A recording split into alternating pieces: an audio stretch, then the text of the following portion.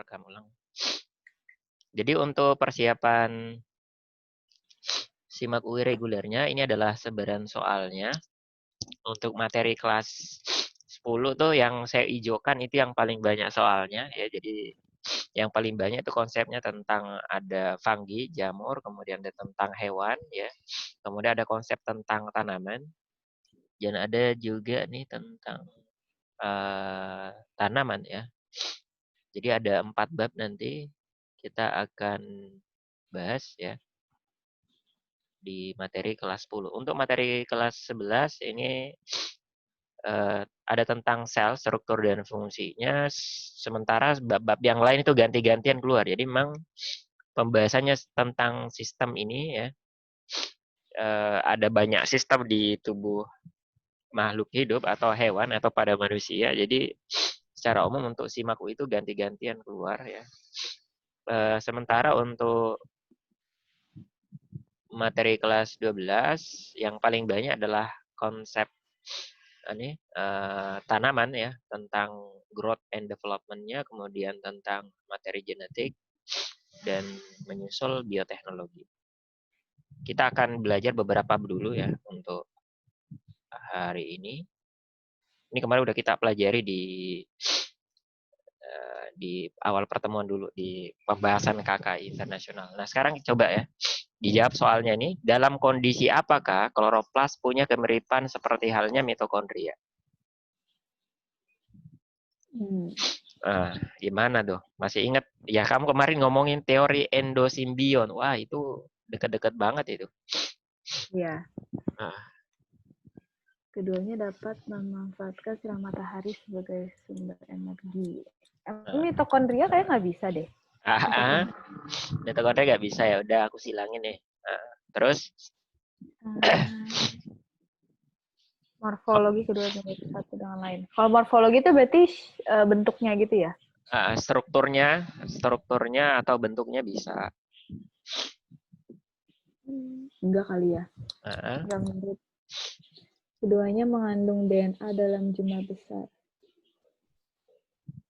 Iya kali ya. Mungkin. Ya Karena udah. Coba di itu dulu.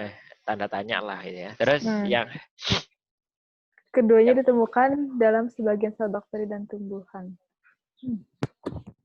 Ya sih, bakteri ada kloroplas. Beberapa. Dan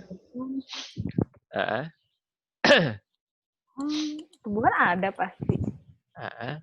Sel bakteri masih ingat dia masuk tipe sel apa berdasarkan kompleksitasnya di pertemuan pertama kita dulu. Dia masuk prokariot. Apa cirinya prokariot? Salah satunya adalah dia berbeda dengan eukariot. Kalau eukariot punya membran bone organel bermembran. Sementara prokariot nggak punya organel bermembran. Itu udah hukum dasar itu. Sementara kloroplas dan mitokondria ini adalah salah satu ya atau dua di antara membran bone organel. Bahkan membran mereka dua tuh. Maka nggak mungkin ditemukan pada kelompok bakteri itu istilah kloroplas dan mitokondria. Maka delta ini kita yakin salah dari sisi konsep dasar itu tadi.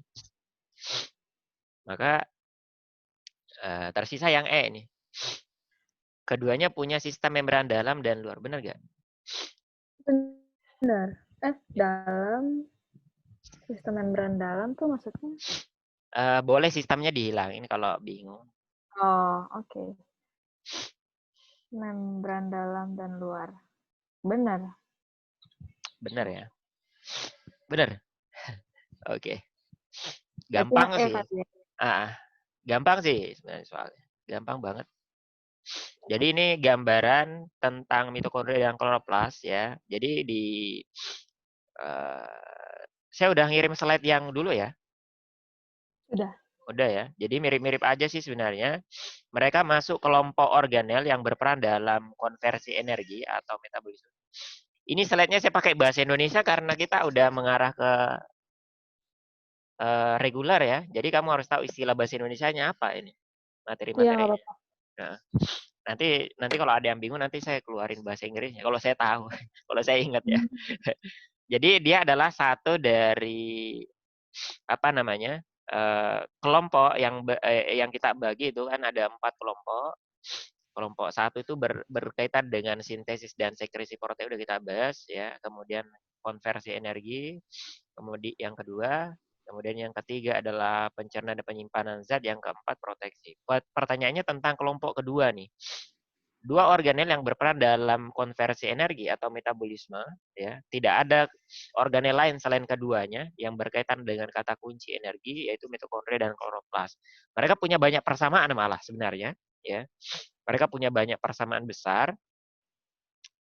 Di antaranya pertama mereka adalah 2 di antara 3 organel yang punya double membrane.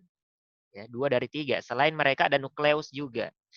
Jadi mereka punya outer membrane ini, kamu lihat nih untuk mitokondria outer membrane-nya nih. Untuk kloroplas ini udah ditunjukin ini. Kemudian mereka punya inner membrane, membran dalam ya untuk kloroplas itu untuk mana tuh? Inner membrane dari mitokondria ini ya. Setelah itu di dalam inner membrane itu ada semacam ruangan ya. Kalau pada mitokondria kita sebut dengan istilah matriks. Gitu kan. Kalau pada kloroplas stroma. Saya kira kamu udah tahu lah ini. Kita ulang-ulang aja. Saya cuma pengen narain ya. Ternyata selain tadi tentang double membran, mereka punya 3 lagi atau 2 persamaan yang lain. Apa itu? Mereka sama-sama punya DNA. Tadi kamu udah ngomong tuh mereka punya DNA. Kalau pada mitokondria, DNA terdapat di matriks, sementara pada siapa tuh kloroplas terdapat di DNA-nya di mana? Iya betul, di stroma sini ada DNA. Ya. Nanti ada soalnya yang saya sekalian arahin. Kemudian kalau ada DNA, ada apa lagi tuh organel yang dekat-dekat dengan DNA? DNA apa sih gunanya? Genetik, material genetik. Nah, dia nanti arahnya tentang apa tuh kata kuncinya? DNA itu nanti digunakan untuk apa tuh di replikasi. Selain itu untuk memperbanyak DNA? Protein sintesis apa gunanya DNA? Oh, membuat protein. DNA akan digunakan sebagai template untuk membentuk mRNA. mRNA melalui transcription ya. Habis transcription apa yang terjadi? Translation. Betul. Translation itu butuh apa? Butuh ribosom ya. Betul. Maka ada DNA untuk transcription ya, maka nanti harus ada ribosom juga di sana ya. Maka di dalam mitokondria ini ada ribosom ya untuk translation, maka di kloroplas juga wajib ada ribosom. Di mana? Di stroma ya. Nah, kurang lebih gitu. Nah, itu kurang lebih persamaan utamanya. Kita ke soal selanjutnya. Keluar lagi tentang mitokondria nih. 2019 tahun kemarin. Yang tepat tentang mitokondria DNA-nya adalah pertama, punya struktur duplex melingkar. Duplex itu bisa dikatakan mungkin double helix ya, double helix berpasangan dari ribonukleik acid, benar gak? Dari memiliki substans dari RNA gitu ya. Bener sih. Kalau DNA tapi DNA. Deoksiribo. Iya. Deoksiribonukleik acid ya. Maka yang satu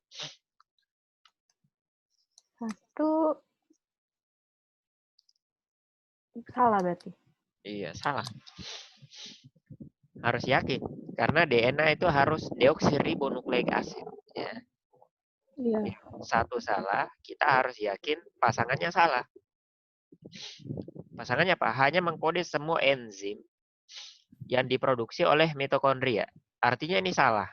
Nanti saya jelasin apa maksudnya nomor 3. Ini karena dia berkaitan dengan nomor 2 di atas. Apa nomor 2-nya? Menyumbang 25% dari total DNA manusia. Betul nggak kira-kira? Gimana ya itu 25%? Jadi maksudnya gini. Butuh banget. Bayangin ini sel manusia, terserah dari ujung kepala sampai ujung kaki, ya. Pasti DNA-nya cuma terdapat di 2 tempat. Yaitu kalau bukan di mana? Kalau bukan di nukleus di mana? Di sel telur gitu ya? Di mana? Bukan. Gak jadi. Ini DNA-nya, ya. Di mitokondria ya?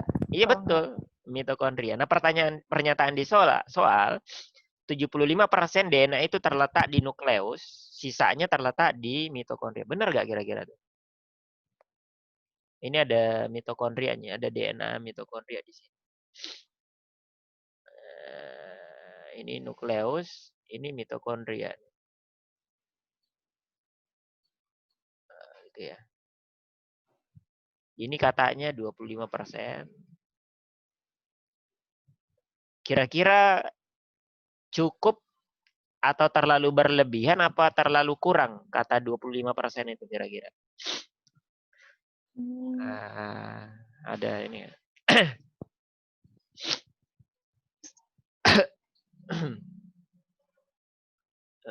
Mana tuh ya pembahasannya? Oh, nggak ada ya pembahasan. Saya kira saya udah pernah saya copy jurnalnya nggak ada di sini. Jadi yang benar itu ada jurnal saya pernah baca, DNA mitokondria itu kurang lebih hanya 1%, nggak sampai malah mungkin, ya. Jadi ini salah, ya. Boleh mungkin ya 1% lah dari total DNA manusia karena sebagian besar DNA itu terletak di nukleus, ya. Hanya sedikit.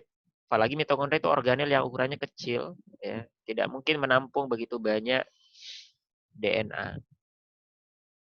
Berkaitan dengan nomor 2 tadi, di nomor 3, hanya mengkode semua enzim yang diproduksi oleh mitokondria. Seandainya kita hilangkan kata ini, hanya mengkode enzim yang diproduksi oleh mitokondria, maka itu bisa benar. Tapi ada kata semua. Ada kata semua menunjukkan makna itu bahwasanya semua protein, semua enzim, semua komponen yang ada di mitokondria itu dikode oleh DNA yang ada di mitokondria sendiri. Ternyata itu salah. Gitu ya. Bahkan ini kan bayangin mitokondria ini kan apa namanya ya? Dia kan punya struktur apa namanya tadi? Kamu bisa lihat dia punya ini macam-macam nih. Dia punya matriks, dia punya apa namanya? membran ya. Kemudian dia punya enzim-enzim yang berperan dalam apa tuh? Siklus Krebs cycle and apa tuh lagi? Oxidative decarboxylation ya. Dia punya enzim-enzim atau protein di sana yang berperan di metabolisme. Dan hanya sebagian kecil dari komponen mitokondria ya, dikode oleh DNA-nya sendiri. Jadi sebagian besar komponen mitokondria itu dikode oleh DNA yang ada di nukleus. 90% malah ya. Apa namanya? 90% komponen dari mitokondria itu dikode oleh apa namanya? Oleh nukleus. Maka kata semuanya ini salah. Kalau diganti misalnya 10% misalnya, ya itu mungkin bisa benar, ya. Karena 90%-nya dikode oleh nukleus. Ya. Meskipun dia punya DNA-nya itu tidak cukup untuk menyandi dirinya sendiri. Kurang lebih gitu ya. Maka jawabannya apa nih? Oh, belum dijawab ya. Artinya jawabannya yang nomor 4 ya. Iya. Delta. Kamu paham yang 4 ini? Enggak paham. Enggak paham ya. Enggak slide-nya. Saya kira ada. Oh, ada enggak ya? Saya kira ada, saya bikin itu. Jadi gini,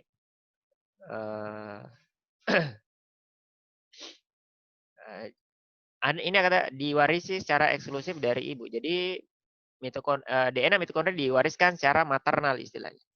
Di soal lain istilahnya secara maternal dari jalur ibu. Kenapa? Jadi ketika terjadi fertilisasi antara sperma dan ovum, misalnya ini ada sperma.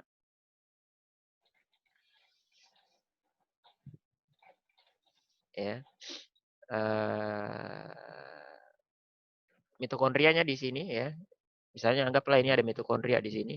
Ini nukleusnya. Terus ini ada sel telur.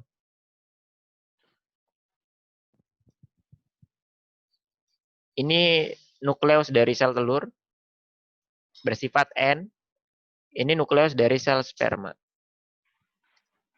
Ketika terjadi fertilisasi antara sperma dan ovum, maka nanti membran dari sel sperma itu akan menyatu dengan sel ovum. Ini membrannya. Kemudian nanti masuklah nukleusnya. Ya. Masuk nukleusnya. Kemudian nanti kedua-duanya bergabung, ya, kedua-duanya bergabung gitu. Jadi apa tuh? 2N ini terbentuk zigot kan? Zigot kalau ingat nih, ada zigot. Sementara kenapa? Mitokondrianya sperma nggak ikut masuk.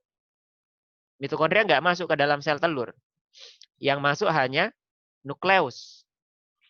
Gitu ya. Maka ayah ya, paternal yang dia sumbangkan hanya nukleusnya aja. Gitu. Sisanya itu asalnya dari ibu termasuk mitokondria dan DNA-nya. Benar nggak? Bisa paham nggak maksudnya? Berarti semua organel kita selain nukleus itu berasal dari ibu maternal gitu. Kalau organel yang lain itu dikembalikan ke gabungan antara nukleus ibu dan nukleus ayah. Karena organel-organel itu sendiri kan nggak punya DNA. Gabungan dari nukleus ayah dan nukleus ibu yang menyandiknya gitu kan. Kecuali yang mitokondria punya DNA sendiri, gitu.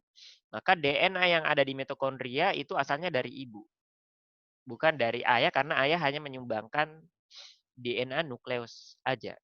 Adapun organel lain tetap dibalikkan ke ayah dan ibu, ya dua-duanya kan, karena nanti ketika zigot membelah tentunya dia butuh DNA yang gabungan antara ayah dan ibu untuk kemudian mensintesis organel-organelnya.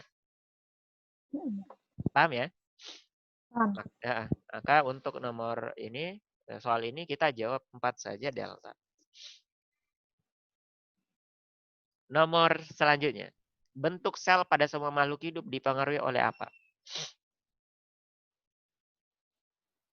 Apa yang menentukan bentuk sel? Semua makhluk hidup. Jadi ada dua kata kunci penting. Pertama adalah bentuk, kedua adalah kata semua. Dinding sel. Oke. Jadi bentuk, kata bentuk, ada pembahasannya di mana ya? Ada dua organel yang bisa menentukan bentuk dari sel. Ya, yang pertama adalah betul kamu tadi bilang. Jadi ini pembahasan di konsep keempat ini. Ada dua organel yang menentukan bentuk sel. Pertama adalah dinding sel. Ini. Jadi dinding sel bisa untuk melindungi isi sel ya pada organisme berdinding. Sekaligus tadi kamu benar bisa menentukan bentuk sel. Ini saya lengkapi aja. Selain dinding, itu juga ada organel kedua yang bisa menentukan bentuk. Yang kedua adalah sitoskeleton, rangka sel. Jadi dua ini ya yang bisa menentukan bentuk. Jadi dia sebagai rangka maka nanti dia akan berperan memberikan bentuk ya. Di sini nanti bisa dibaca ya pada beberapa organel tipe sitoskeleton dia membantu pergerakan di sini misalnya mikrotubulus. Maka ada dua jawabannya di situ yang bisa memberikan bentuk ke sel ya. Ada dua jawabannya. Tadi bisa dinding, bisa rangka. Ya, yang lain dicoret dulu. Itu dari kata bentuk. Tapi ada kata semua. Makhluk hidup.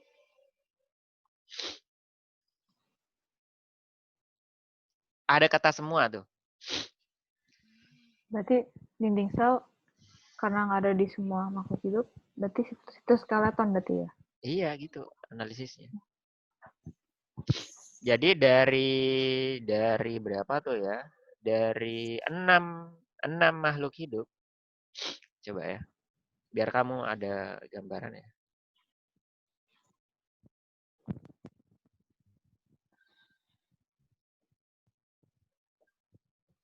Jadi dari 6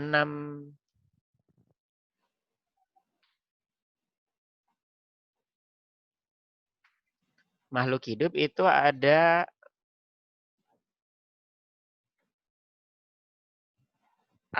berapa tuh? Ada 2 yang nggak punya dinding, terutama. Yang nggak punya dinding adalah animal dan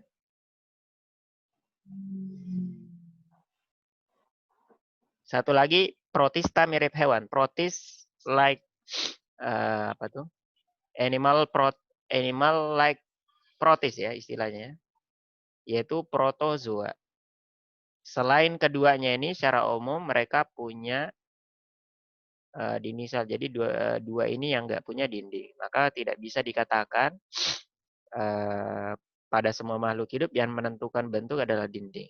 Karena pada 2 kelompok ini mereka nggak punya dinding, maka kita jawab sitoskeleton. Betul.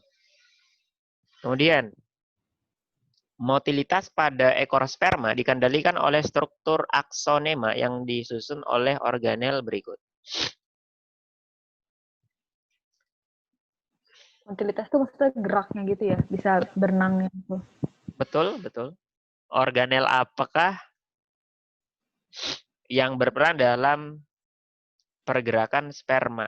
Atau tidak hanya sperma, semua secara umum organisme yang punya ekor ya atau flagel kayak kelompok apa tuh flagellata ya pada protozoa, dia punya organel ini. Organel apa yang memberikan kemampuan bergerak di mereka gitu, motilitasnya. Yang B, mitokondria. Mitokondria. Oke, hampir benar. Mitokondria berperan banget dalam motilitas ya, berperan banget. Jadi untuk nukleus untuk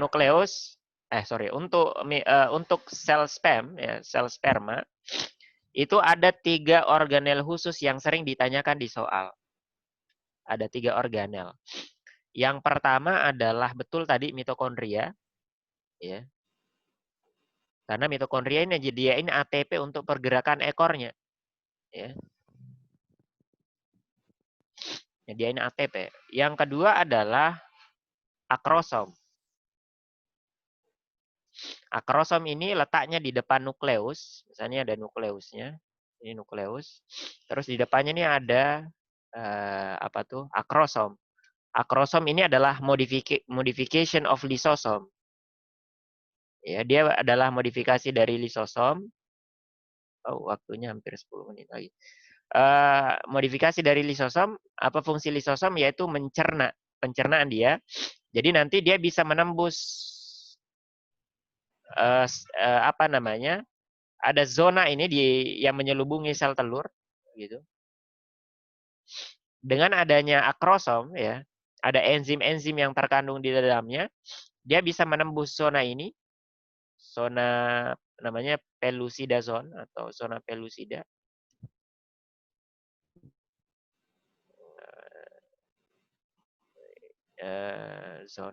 Zona ya. Ya, dengan mencerna ini zona pellucida sehingga nanti membrannya dia bisa menyatu ya, sehingga nanti bisa terjadi fertilisasi. Nah, itu yang kedua. Yang ketiga, nah ini yang ditanyakan di soal. Ada organel yang terletak di ekornya, panjang kayak gini. Dia menyusun ekornya.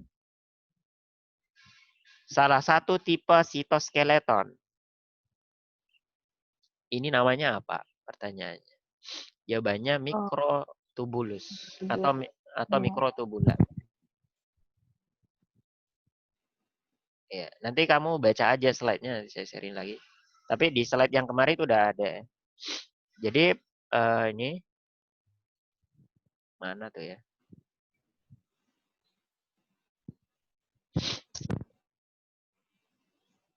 Oh ini ya, ada ya. Jadi secara umum sitoskeleton kan ada 3 tuh. Ya, ada mikrotubulus, ya. Kemudian ada filamen intermediate filamen, kemudian ada microfilamen. Ini saya urut dari besar ke kecil. Mikrotubulus paling besar, disusul filamen pertengahan intermediate, yang paling kecil mikrofilamen. Secara umum, sesuai namanya, mereka adalah sitoskeleton. Mereka berperan sebagai rangka sel, gitu kan? Maka mereka menjaga bentuk sel, memberikan bentuk ke sel, menjaga bentuknya semua ini persamaannya, gitu kan?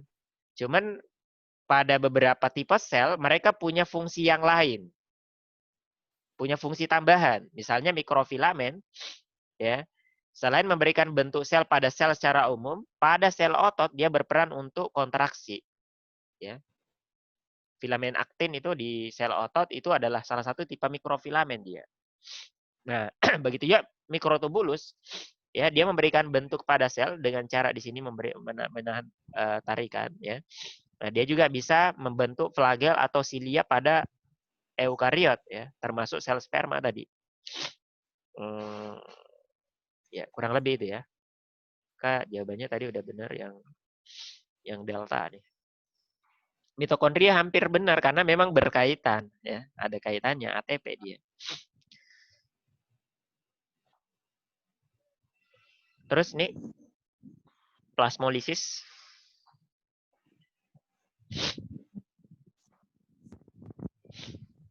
Plasmolisis adalah fenomena terpisahnya membran sel tanaman dengan dinding sel. Benar gak?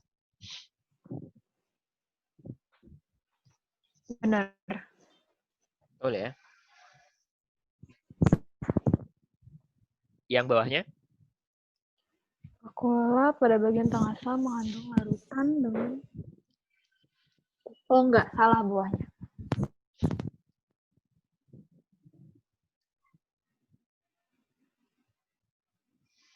Vakuola pada bagian tengah. Jadi ada beberapa kata kunci. Vakuola itu katanya letaknya di tengah. Kemudian punya larutan, di mana tekanan osmotiknya itu jauh lebih tinggi. Dibanding mana tuh dia maksud? Tentunya dibanding di luarnya, di luar vakuola maksudnya. Ya. Nah itu pernyataannya benar apa salah?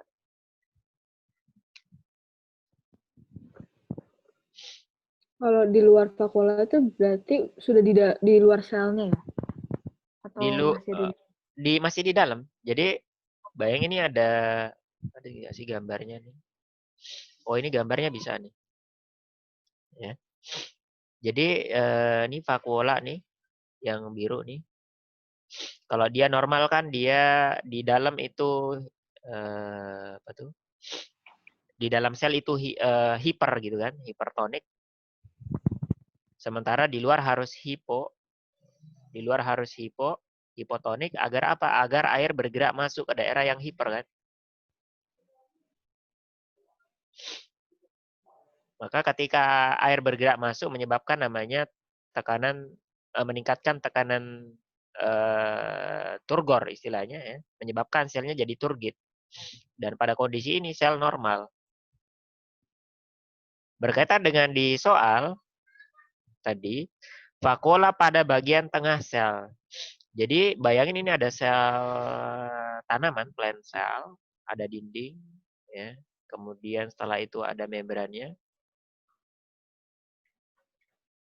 Biasanya kan kalau kita cerita sel, yang tengah kan nukleus, inti sel.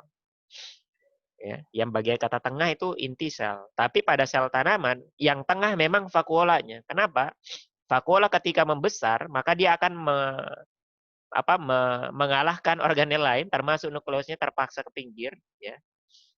Dia menjadi organel terbesar nih, vakuola.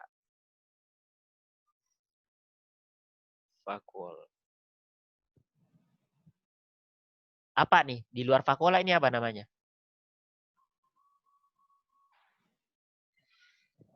Setelah membran. Setelah membran. Dinding, membran, habis itu apa? Isinya cairan. Oh, sitoplasma. Betul. Di luar vakuola sitoplasma.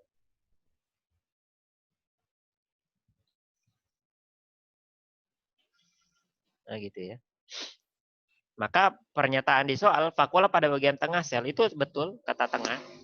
Mengandung larutan dengan tekanan osmotik yang lebih tinggi dibanding di luarnya termasuk sitoplasma. Benar gak?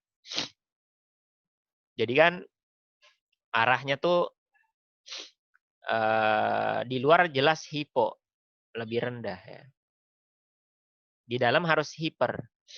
Air bergerak masuk ke dalam sitoplasma, alasannya kenapa? Karena sitoplasma lebih hiper dibanding di luar itu.